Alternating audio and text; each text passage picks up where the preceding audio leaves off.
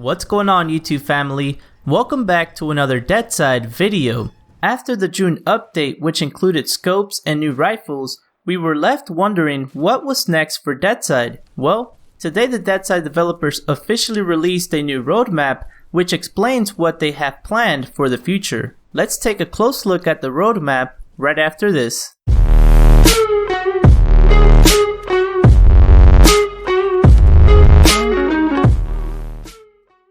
If you enjoyed this video, please make sure to smack the thumbs up button so that we can continue to grow our YouTube community. Also, consider subscribing as I do upload often and track the full development for DEADSIDE. Without further ado, let's get to the video.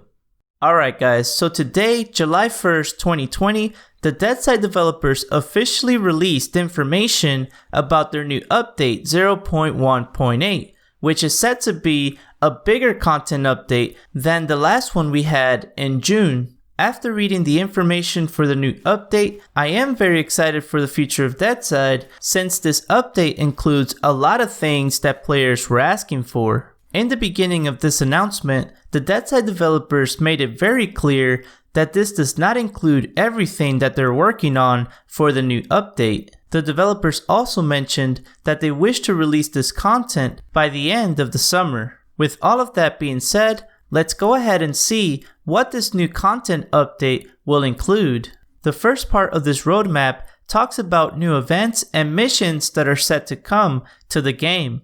We can expect to see an airdrop with valuable cargo in random places throughout the map, as well as a helicopter crash site that will have a valuable container nearby guarded by NPCs. Another point to this roadmap include new points of interest and visual content. Within this, we can expect underground military bunkers, an agro-industrial complex, as well as new environmental objects. Moving on to the next point, we can expect new firearms as well as equipment to come to the game. When it comes to the new weapons, we can expect an RPK light machine gun, an HK MG36 light machine gun, as well as an anti-material sniper rifle known as the M99. When it comes to the new equipment, we can expect a new tactical assault vest with armor plates, as well as a tactical helmet known as the LZSH-1. This new helmet looks pretty cool and seems to have a rail system for you to add attachments. Moving along to the next point, there will be a new Pve mode as well as features added to the game. Within this Pve mode, other players will have markers over their head letting you know who's a player and who's an NPC. If you decide to play in this mode, you won't have to worry about being killed by another player since you can't take damage from each other. The next part of this roadmap talks about a new health regeneration system that includes a first aid kit with negative effect for hunger and hydration indicators. Within this regeneration system, it seems to be that the campfire will have a purpose in the game, since you will have the ability to regenerate your health as you stand near the campfire. Apart from everything that we already talked about, they do plan to make other changes, such as the ability to turn on and off scopes by pressing and holding a button.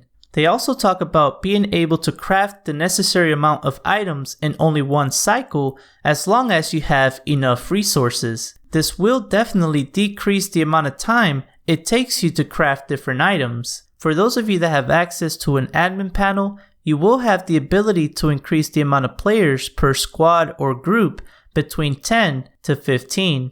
You will also be able to change the difficulty level for the AIs throughout the map. At the end of this roadmap announcement, the developers mentioned that if they have time, they will implement the ability to hold your breath while you're scoping in with your weapon. They also mentioned the ability to express your emotions using certain animations. Alright guys, so as you can see, this update is going to be massive, and I really can't wait until it's implemented into the game. Let's also keep in mind that the previous roadmap the DEADSIDE developers released let us know that if they added new points of interest, the map size would need to be increased. So I would not be surprised if the map expansion that we've all been asking for is implemented with this update. If you guys would like to read the entire roadmap, check the description box below where I left you a direct link for you guys to follow. Without further ado, I appreciate you watching and I'll see you on the next video.